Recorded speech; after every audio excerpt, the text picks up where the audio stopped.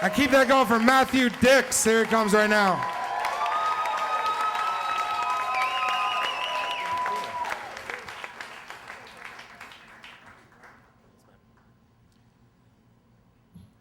I wasn't really cheating when I cheated on my science fair project in high school.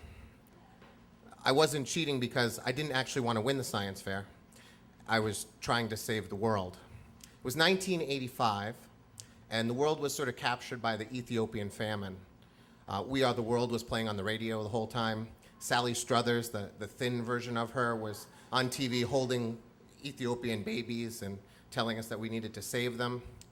And the problem in Ethiopia wasn't that there was overpopulation, it was that the soil had been taken away by bad farming. And so I was watching this one night, and I knew I had to do a science fair project, and I had an epiphany, like a genuine stroke of genius.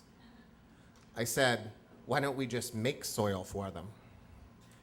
And I really thought that that was like a genius idea.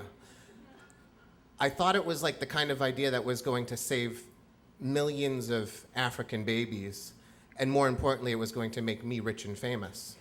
And so I went to school the next day, and I told Mr. Fury what my idea was, and I wrote it down on a piece of paper. And I was actually a little worried that Mr. Fury would think this idea was so amazing that he might steal it from me and take my fame. And so my plan was simple. I was going to synthesize soil. I was going to make the soil from its components, grow some plants in it, and I was going to take some naturally occurring soil and grow some plants there and prove that my synthesized soil was just as good as naturally occurring soil. And so for the next 3 months, I worked extremely hard mastering every single level of Pac-Man on my Atari 5200 until it was 2 days before the science fair. And I had picked a topic that really required a lot more time than the 2 days because I had to grow plants. And so I went into my backyard, and I had a field off to one side, and I dug some dirt up, and that was going to be my naturally occurring soil. And then I had a pine grove off to the right of my house, and I dug up some dirt there, and that was my synthesized soil. I had to grow some plants in the soil, so thankfully in the pine grove there were some ferns, so I plucked the ferns out, and I took the smaller, weaker-looking ferns, and I put them in the naturally occurring soil. And I took the taller ferns, and I placed them in the synthesized soil. I faked a journal, I used a couple different color pens, I wiped some dirt on some of the pages, and my goal was to get a C- in my science fair. And I came in 3rd place. Now, I didn't come in 3rd because I'm good at science. It's because I could tell a story. I got in front of the judges. I told them about the Ethiopian children and the flies in their eyes and my epiphany and how I wanted to save the world. And I was worried that Mr. Fury was going to take my idea from me. And then I said, this is my idea, and here's my project. And I barely had to lie because they just looked at it, and it looked good. And so I came in 3rd place, which both frightened me and excited me. It frightened me because that meant I was going to be going to Worcester Polytechnical Institute in 2 days to be judged in the state science fair. And I know that these were real scientists who were going to discover my fraud. You have to understand the 2 guys that won ahead of me. The guy who came in 2nd created a shift-weight golf club. He encased his 9-iron in plexiglass, filled it with water, and then somehow made it so that the club swings faster when you swing, and then he created a machine to swing the club, which should have won 1st place right there. But the kid who actually won, Mike Naylor, created a radon detector when you couldn't actually buy a radon detector commercially at the time. And he did it with like a cardboard box and some elastics and some stuff in his mother's like cabinet, and then he put it in his basement and discovered that his house had high levels of radon and saved his family's life. And I had 2 piles of dirt with some ferns that were not looking good anymore because I had done a bad job transplanting them.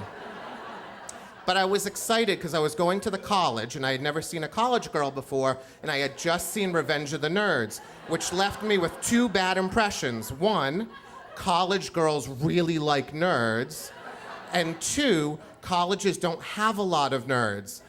I was going to Worcester Polytechnical Institute, where there was nothing but nerds.